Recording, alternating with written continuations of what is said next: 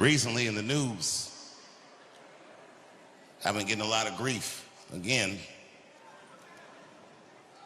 because I did a comedy festival in Saudi Arabia. And you hear those cheers? That's black people. America's whites, they're furious. Boy, I gotta tell you something. I've never not felt guilty about something like I've never felt. I don't feel guilty at all. You know, and Bill Maher, the famous comedian, I've known Bill since I was like 18, 19 years old, and I've never said this publicly, but fuck that guy. I'm so fucking tired of this little smug, cracker-ass commentary. These motherfuckers act like because I did a comedy festival in Saudi Arabia, I somehow betrayed my principles. Well, no, I know I didn't. I know. No. No, come on, everybody, let me do this. And I'm sure, I know, all right, now everybody calm down. No, I'm sure I'm right. First of all, what did they say? They said, well, Saudi Arabia killed a journalist, and rest in peace, Jamal Khashoggi. I'm sorry that he got murdered in such a heinous fashion, but, and no buts, like, you know, period, and also, I mean, look, bro, Israel's killed 240 journalists in the last 3 months, so I didn't know y'all was still counting. These niggas clown me because I was on stage in Saudi Arabia. I didn't tell them to put this in the paper. I just said it on stage. I said, it's easier to talk in Saudi Arabia for me than it is in America. And niggas felt some kind of way.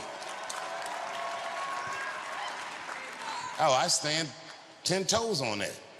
Don't forget what I just went through. 2 years ago, I almost got canceled right here in the United States for transgender jokes. But I gotta tell you something. Transgender jokes went over very well in Saudi Arabia.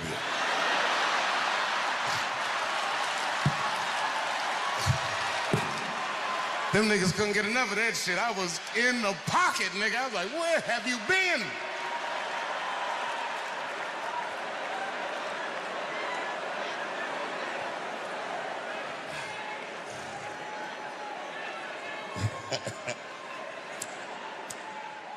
Every article said the comedians hoard themselves out to a dictator, but all the articles have my picture on it. And you know what? I can't even get mad, because you know, to be fair, I did make more money than all of those comedians.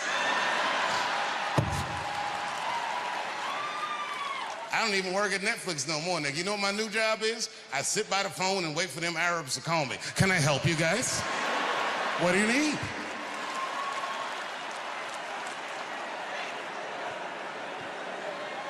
I love working in the Middle East. That's my second show I did over there.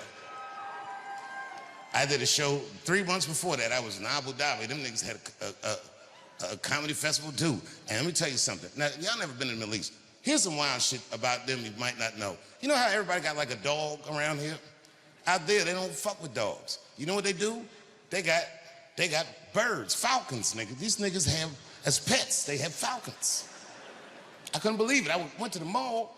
I saw these niggas with falcons. I'm like, this shit is dope. And, you know, here in D.C., we might see like a pimp here or there, and that's... But I've never seen a nigga pimp a bird. That nigga just had the bird like, bring me a rabbit, and that motherfucking bird would just bring this nigga a rabbit. And he just give the bird a piece and eat the rest himself.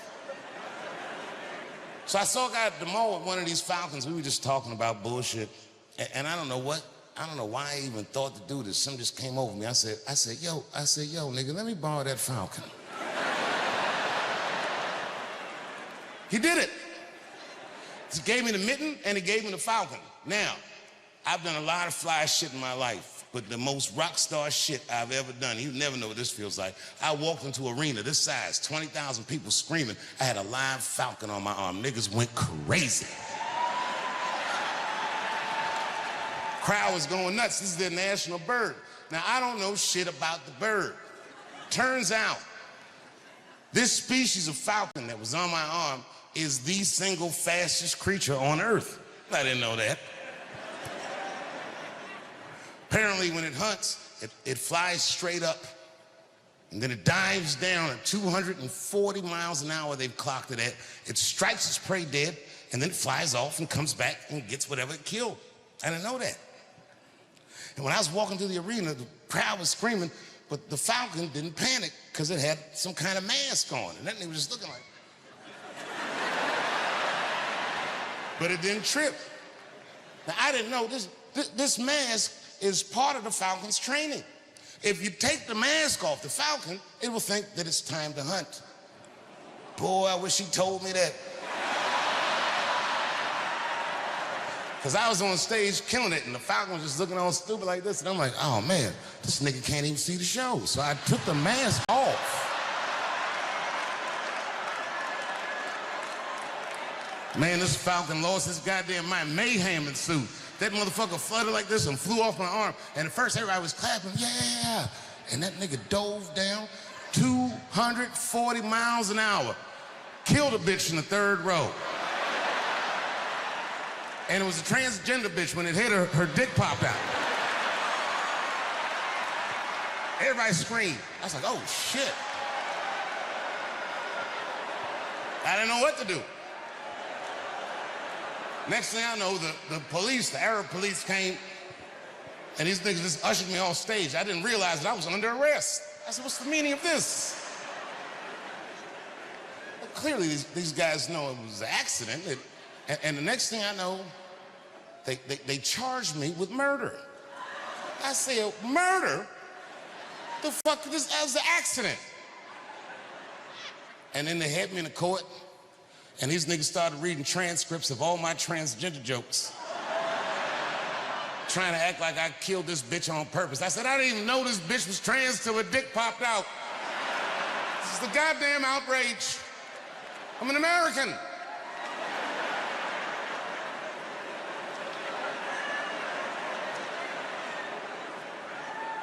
I still didn't think I was gonna get in trouble, but at the end of the case, this is the only word in the whole trial I understood. That nigga said, guilty. I said, what? And my whole life flashed before my eyes. I said, I wish I never came out here. You're probably wondering how I'm here tonight. Well, I didn't know this at the time, but I found out, lucky for me, killing a transgender in the Middle East, misdemeanor.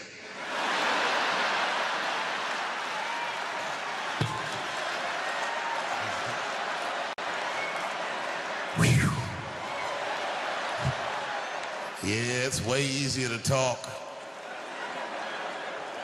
in Saudi Arabia.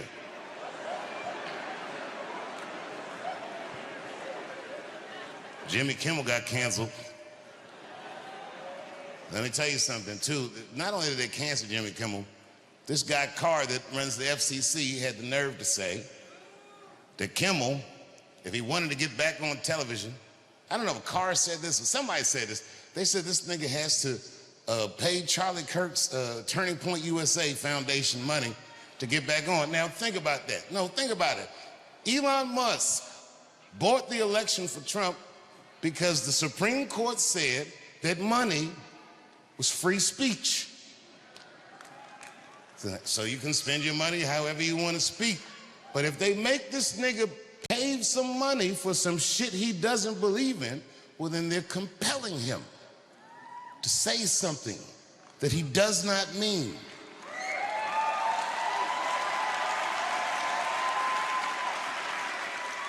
And 6 million, oh, excuse me.